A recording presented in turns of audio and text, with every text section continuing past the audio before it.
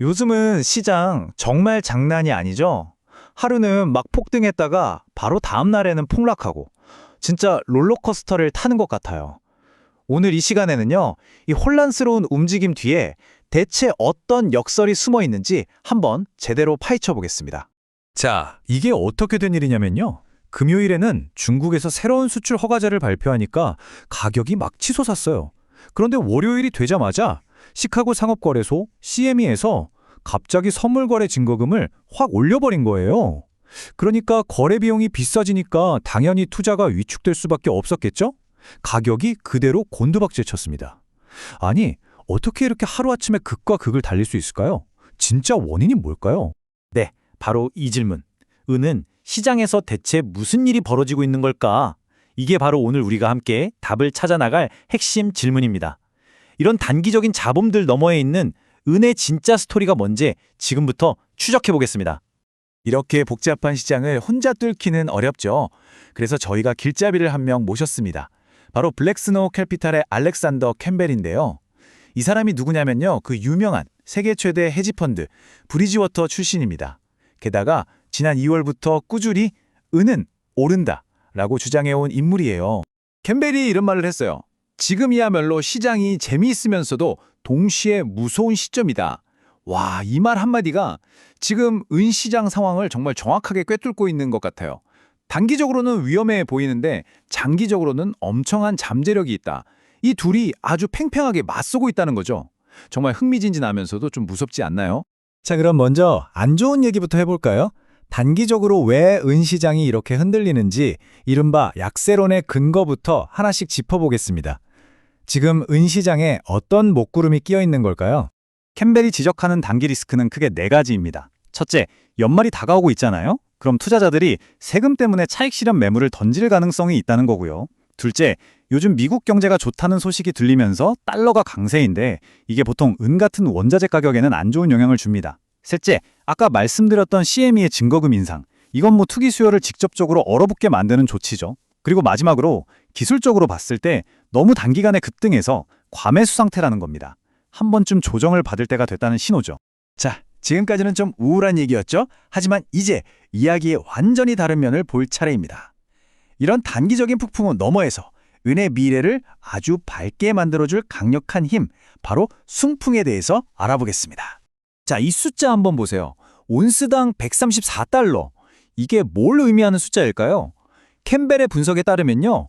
은의 가장 큰 수요처 중 하나인 태양광산업이 은 가격이 이 134달러까지 올라도 사업을 계속할 수 있다는 거예요.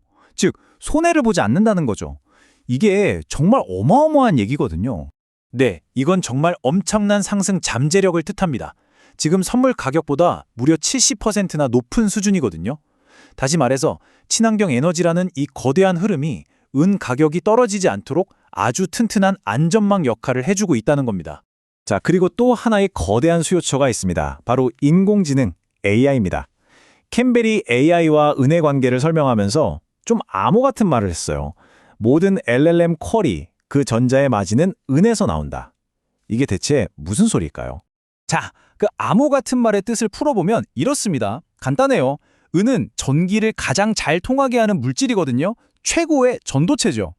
AI 데이터 센터는 전기를 엄청나게 먹잖아요. 바로 이때 은이 전력 손실을 최소화하면서 효율을 극대화시켜주는 겁니다. 그러니까 은이 없으면 AI 인프라를 돌리는 게 기술적으로도 또 비용적으로도 너무 힘들어지는 거죠. 한마디로 AI의 심장 같은 역할을 한다고 볼 수 있겠네요. 자, 이제부터가 진짜 하이라이트입니다. 캠벨이 말하는 결정적 증거, 즉 표면 아래에 숨겨진 진짜 이야기가 지금부터 나옵니다.